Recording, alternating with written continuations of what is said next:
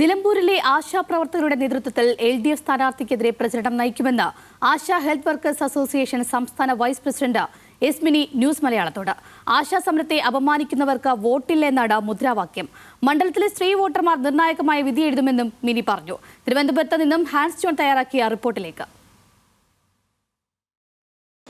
സെക്രട്ടേറിയറ്റിന് മുന്നിലെ ആശാപ്രവർത്തകരുടെ രാപ്പകൽ സമരം 120-ാം ദിവസത്തിലേക്ക് കടക്കുമ്പോൾ നിർണായക നീക്കവുമായി ആശമാർ രംഗത്തെത്തിയിരിക്കുകയാണ്.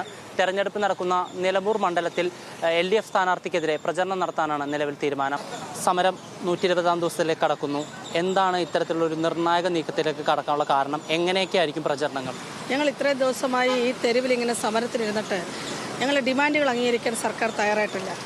ഞങ്ങൾ ഒരു ദിവസം 700 രൂപയെന്ന് ആവശ്യപ്പെട്ടത് ഇക്കഴിഞ്ഞ 21-ലെ തെരഞ്ഞെടുപ്പിൽ ഈ ഗവൺമെൻറ് മുന്നോട്ട് വെച്ച പ്രകടന പത്രികയിലെ വാഗ്ദാനമാണ്. അത് കേവലം ഒരു വാഗ്ദാനമല്ല, ഒന്നാം ഗവൺമെൻറ്റിനെ അത് രണ്ടാമതും അധികാരത്തിലേറ്റിയതിനൊരു നിർണായകമായ പ്രവർത്തനമാണ് കോവിഡ് പ്രതിരോധ പ്രവർത്തനം. അതിൽ വളരെ സ്തുത്യർഹമായ സേവനം നടത്തിയവരാണ് ആശാവർക്കർമാർ. അപ്പോൾ അങ്ങനെയുള്ള ആളുകളെ പരിഗണിക്കുക എന്ന നിലയിൽ തന്നെയാണ് ആ പ്രകടന പത്രികയിൽ അങ്ങനെ എഴുതി ചേർത്തതെന്ന് തന്നെയാണ് ഞങ്ങൾ മനസ്സിലാക്കുന്നത്. പക്ഷേ ഇപ്പോൾ 4 വർഷം പിന്നിടുകയാണ്. വീണ്ടും 5 വർഷം പൂർത്തിയായി അടുത്ത തെരഞ്ഞെടുപ്പിനെ നേരിടാനുള്ള ഒരുക്കത്തിലാണ് ഗവൺമെൻറ്. പക്ഷേ അത് വേതനം ചോദിക്കുമ്പോൾ നമ്മളെ ആക്ഷേപിക്കുകയും പരിഹസിക്കുകയും സ്ത്രീകളെ അപമാനിക്കുകയും ചെയ്യുന്നു. ഇത്ര നിരന്തരം അപമാനിച്ചുകൊണ്ടിരിക്കുന്നു. വീണ്ടും ഞങ്ങൾ സമരം ചെയ്യുമ്പോൾ ഞങ്ങളോട് പറയുന്നത് കേന്ദ്രത്തോട് ആവശ്യപ്പെടണം, നിങ്ങൾക്ക് വലിയ തുക ഞങ്ങൾ തരുന്നുണ്ടെന്നൊക്കെയാണ്. നിലവിലുള്ള 7000 എന്നത് 3500 രൂപയെ പലർക്കും കുറച്ചിരിക്കുന്നു. അപ്പോൾ ഒരു ദിവസം 112 രൂപയ്ക്ക് ജോലിയെടുക്കാൻ നിർബന്ധിതമാക്കപ്പെട്ടിരിക്കുന്നൊരു സാഹചര്യമുണ്ട്. എന്നിട്ടും ഈ സമരത്തിൻ്റെ ന്യായയുക്തത അംഗീകരിക്കാൻ മനസ്സ് കാണിക്കുന്നില്ലെന്ന് മാത്രമല്ല, അപമാനങ്ങൾ തുടരുകയാണ്.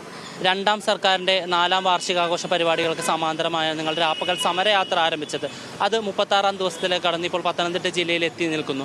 ആ ഒരു സമരം കൃത്യമായി അതിൻ്റെ ലക്ഷ്യത്തിലേക്ക് എത്തിയില്ല എന്ന് കണ്ടിട്ടാണോ ഇപ്പോൾ ഇത്തരമൊരു മണ്ഡലം മാത്രം കേന്ദ്രീകരിച്ചുകൊണ്ടുള്ളൊരു പരിപാടി? സമരയാത്ര മെയ് 5-ാം തീയതി ആരംഭിച്ചതിൻ്റെ അത് വളരെ ശക്തമായി അത് വന്നുകൊണ്ടിരിക്കുകയാണ്.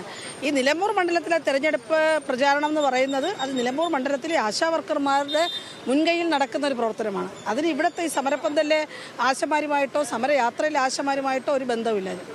മറ്റൊരു കാര്യം, ഇപ്പോൾ സ്വാഭാവികമായിട്ടും നിങ്ങളുടെ സമരം ആരംഭിച്ച സമയത്ത് കേന്ദ്ര ആരോഗ്യമന്ത്രി JP നദ്ദ പാർലമെൻറ്റിൽ പറഞ്ഞതാണ് ഇൻസെൻറ്റീവ് വർദ്ധിപ്പിക്കാനുള്ള നടപടികൾ കേന്ദ്രത്തിൻ്റെ ഭാഗത്തുനിന്ന് ഉണ്ടാകും. പക്ഷേ അതിന് ഇതുവരെ ഒരു നീക്കുപോക്ക് ഉണ്ടാകുകയോ മറ്റൊന്നും ചെയ്തിട്ടില്ല. ആ ഒരു സാഹചര്യത്തിൽ BJP സ്ഥാനാർത്ഥിക്കെതിരെ ഒരു പ്രചരണം അതുണ്ടാകും ആശാപ്രവർത്തകർ? ഓണറേറിയം വർധനം എന്ന് പറയുന്നത് സംസ്ഥാന സർക്കാരിൻ്റെ മാത്രം ഉത്തരവാദിത്തമാണ്.